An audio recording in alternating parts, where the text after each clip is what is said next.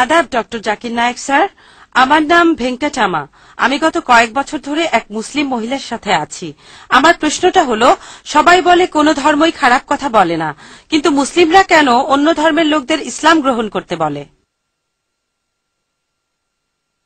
বোন, আপনি বললেন যে আপনি একটা মুসলিম পরিবারের সঙ্গে থাকেন অনেক বছর ধরে, তারপর বললেন যে সব ধর্মে ভালো সব কথা থাকে, কিন্তু মুসলিমরা আমাকে ইসলাম গ্রহণ করতে বলে কেন? পয়েন্ট নাম্বার 1, অন্য যেসব ধর্ম আছে সেগুলো যা বলে তার বেশিরভাগ কথাই ভালো, তবে ইসলাম ভালো কথা বলার পাশাপাশি আপনাকে দেখাবে কিভাবে সেটা অর্জন করতে হয়। আমি উদাহরণও দিয়েছি, সব ধর্মই বলে চুরি করো না, ইসলাম একই কথা বলে, তবে ইসলাম দেখিয়ে দেয় কিভাবে সেই অবস্থানে যাবেন যেখানে কেউ চুরি করে না। জাকাত দেন, সাহায্য করেন, এরপর কেউ চুরি করলে তার হাত কেটে ফেলেন, তাহলে চুরি করা বন্ধ হয়ে যাবে, কোনো অপরাধ থাকবে না। এজন্যই আমি বলেছিলাম যে ইসলাম ভালো কথা বলার পাশাপাশি আপনাকে দেখিয়ে দেবে কিভাবে সেটা অর্জন করতে হয়। 2 নম্বর পয়েন্ট, আমি বিভিন্ন ধর্মের একজন ছাত্র হিসেবে বলছি, যদি আপনি হিন্দু ধর্মগ্রন্থগুলো মেনে চলেন, মনে হয় আপনি হিন্দু, যদি হিন্দু ধর্মগ্রন্থগুলো মেনে চলেন, যদি একজন ভালো হিন্দু হন, আপনাদের ধর্মগ্রন্থই বলছে ঈশ্বর মাত্র একজন। আমার লেকচারে অনেক হিন্দু ধর্মগ্রন্থের উদ্ধৃতি দিয়েছি, এক ঈশ্বর। আপনাদের ধর্মগ্রন্থ বলছে মূর্তি পূজা করবে না। ভগবদ্গীতার 7 অধ্যায়ের 20 অনুচ্ছেদ বলছে জাগতিক আকাঙ্ক্ষা যাদের বুদ্ধিকে আচ্ছন্ন করে রেখেছে তারা নকল ঈশ্বরের পূজা করে, তারা মূর্তি পূজা করে। এক ঈশ্বরে বিশ্বাস করতে হবে। আজকে আমার লেকচারে বলেছিলাম বিশ্বাস করতে হবে অন্তিম ঋষিকে, কল্কি অবতার, যার বাবার নাম হবে বিষ্ণুয়াস আব্দুল্লাহ, তার মায়ের নাম হবে সুমতি আমিনা। তিনি জন্মগ্রহণ করবেন শাম্বালা নামের গ্রামে মক্কা। তিনি জন্মাবেন শাম্বালা শহরের প্রধানের ঘরে, মক্কার প্রধানের ঘরে। তিনি হবেন পুরো মানুষ জাতির পথপ্রদর্শক।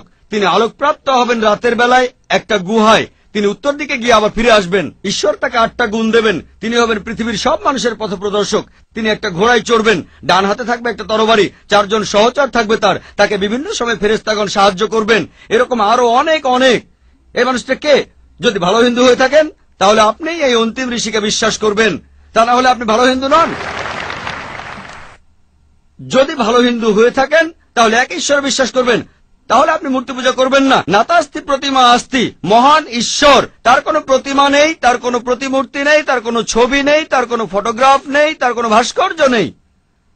আর আমি বিতর্ক করেছি পণ্ডিতদের সাথে, হিন্দু পণ্ডিত, উনারা শঙ্করাচার্য অনেক, সেখানে আমি কথা বলেছি।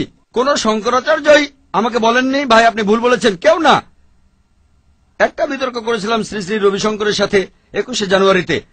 তিনি ইন্ডিয়ায় হিন্দুদের মাঝে খুবই জনপ্রিয় গুরু, আর্ট অব লিভিং।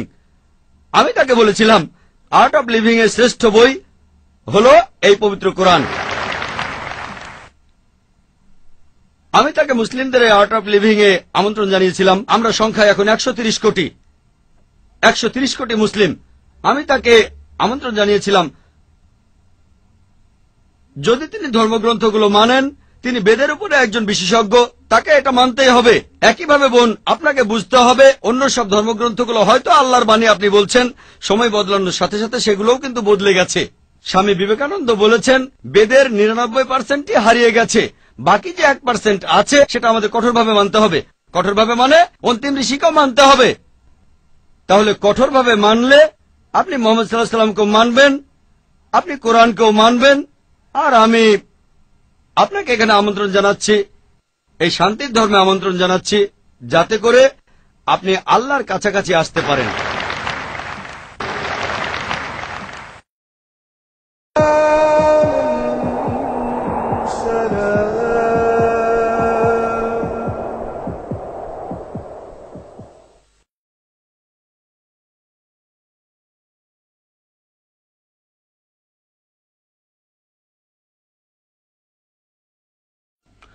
আমি অ্যান্টনি, আমি ফিলোসফির একজন ছাত্র। আপনার লেকচার থেকে আজকে যেটা শিখলাম যে সব ধর্মই বলে এমন সব কথা যেগুলো কমন, আর এমনকি মোহাম্মদও কমন, সব ধর্মেই আছে। কিন্তু পবিত্র কোরআনটা কোন দিক থেকে আলাদা? কোরআন এমন কি বলছে যেটা অন্য ধর্মে বলা নেই? যেমন ধরেন মোহাম্মদ, তার কথা সব ধর্মের বইতেই তো বলা হয়েছে।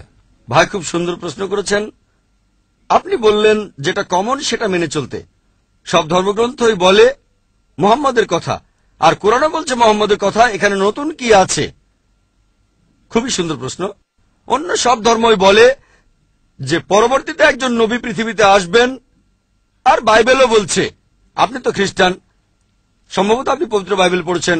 গসপেল অফ জন 16 নম্বর অধ্যায়ের 12 নম্বর থেকে 14 অনুচ্ছেদে আছে, ঈসা আলাইহিস সালাম শিষ্যদের বলছেন, আমি তোমাদের অনেক কথা বলতে চাই, কিন্তু তোমরা এখন সেটা বুঝতে পারবে না, কারণ যখন সত্যের আত্মা তোমাদের সামনে আসবে সে তোমাদের সত্যের পথে নিয়ে যাবে, আর সে তার নিজের কথা বলবে না, যা শুনবে সে কথাগুলোই বলবে। সে তোমাদের ভবিষ্যতের কথা বলবে, সে আমাকে মহিমান্বিত করবে। তার মানে সব ধর্মগ্রন্থ, হিন্দু, পার্সি, বৌদ্ধ, ইহুদি, খ্রিস্টান সবাই বলছে একজন নবী পৃথিবীতে আসবেন, একজন নবী আসবেন। কিন্তু কোরআন বলছে ইনিই সেই নবী যার উপর কোরআন নাজিল হয়েছে। সেই নবী চলে এসেছেন। যখন আপনি ক্লাস 1-এ পড়ছেন, আপনার স্কুলে সবার উপরে ক্লাস 10, তারপর ক্লাস 2-তে উঠলেন, তখনও লক্ষ্য ক্লাস 10, তারপর ক্লাস 3-তে উঠলেন, তখনও ক্লাস 10ই লক্ষ্য। এখানে শুধু স্কুলের কথা বলছি। Class 5, class 6, class 7, class 8, class 9, তারপর ক্লাস 10-এ উঠলেন, তারপর এসএসসি পরীক্ষা দেবেন, ঠিক? তার মানে এই না যে ক্লাস 1 আর ক্লাস 10-এর পড়াশোনা এক। আপনি ক্লাস 10-এর জন্য প্রস্তুতি নিচ্ছেন। প্রস্তুতি নেওয়া হয়েছে 1400 বছর আগে। আল্লাহ তাআলা এই নবীকে পাঠিয়েছেন। যীশু খ্রিস্ট বলেছেন, আমি তোমাদের অনেক কথা বলতে চাই, কিন্তু তোমরা এখন তা বুঝতে পারবে না, কারণ যখন সত্যের আত্মা তোমাদের সামনে আসবে সে তোমাদের সত্যের পথে নিয়ে যাবে। তাহলে 1400 বছর আগে আল্লাহ তাআলা বুঝেছিলেন যে সেটাই সঠিক সময়। এখন পৃথিবীর মানুষ এই কথাগুলো বুঝতে পারবে, অর্থাৎ পবিত্র কোরআন। অন্যান্য সব ধর্মগ্রন্থে একথা বলা হয়েছে যে মহান ঈশ্বর একজন। বর্ণনাগুলো হয়তো আলাদা।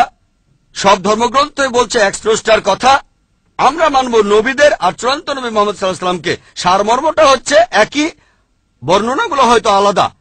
আর পবিত্র কোরআনে সূরা মাইদা 3 নম্বর আয়াতে বলা হয়েছে, আজ এই দিনে আমি তোমাদের দিন পূর্ণাঙ্গ করলাম, তোমাদের দিন মনোনীত করলাম ইসলাম, তোমাদের প্রতি আমার অনুগ্রহ সম্পূর্ণ করলাম পুরো মানুষ জাতির জন্য। পবিত্র কোরআন নাজিল হওয়ার পর নতুন কিছু যোগ করা যাবে না, কোনো কিছু বাদ দেওয়া যাবে না। আমি এই কথা আগেও বলেছি। আপনারা তো বলেন ওল্ড টেস্টামেন্ট আর নিউ টেস্টামেন্ট, পবিত্র কোরআন হলো লাস্ট টেস্টামেন্ট। তাহলে পার্থক্যটা হলো এই পবিত্র কোরআন হলো শেষ কিতাব, আল্লাহ তাআলার নাজিলকৃত লাস্ট টেস্টামেন্ট। আপনারা বলেন ওল্ড টেস্টামেন্ট আর নিউ টেস্টামেন্ট, পবিত্র কোরআন হলো লাস্ট টেস্টামেন্ট। অন্য সব ধর্মগ্রন্থ সেগুলো বলছে একটা বইয়ের কথা, পবিত্র কোরআন। মুহাম্মদ সাল্লাল্লাহু আলাইহি সাল্লামের ক্ষেত্রে একই কথা। অন্য ধর্মগ্রন্থ বলে যে নবী মুহাম্মদ আসবেন। ইসলাম আমাদের শেখায় আল্লাহ নবীর কাছে যে কিতাব নাজিল করেছেন আর আমাদের নবীজির হাদিসের মাধ্যমে, এটাই হলো চূড়ান্ত ধর্ম পুরো মানুষ জাতির জন্য। আদম আলাইহিস সালাম থেকে প্রথম মানুষটা থেকে শেষ দিন পর্যন্ত এখনো আছে, শেষ পর্যন্ত থাকবে। অন্য সব ধর্মই বলছে এক ঈশ্বরের কথা, বলছে যে শেষ নবী আসবেন। আপনাকে এটা মানতে হবে, এটা মানতে হবে, প্রয়োগ করতে হবে, তাহলে সত্যিকারের খ্রিস্টান হতে পারবেন। সেজন্য আমি বলি, ইসলাম আর খ্রিস্টান ধর্মের সাদৃশ্যের উপর আমি একটা লেকচার দিয়েছিলাম। সেখানে প্রমাণ করেছি যে মুসলিমরা আমরা খ্রিস্টানদের চাইতে অনেক বেশি খ্রিস্টান। খেয়াল করে দেখবেন, আমরা যীশু খ্রিস্টকে সাধারণ খ্রিস্টানদের চাইতে অনেক বেশি মানি। আমার ভিডিও ক্যাসেট দেখতে পারেন, ইসলাম ও খ্রিস্টান ধর্মের সাদৃশ্য।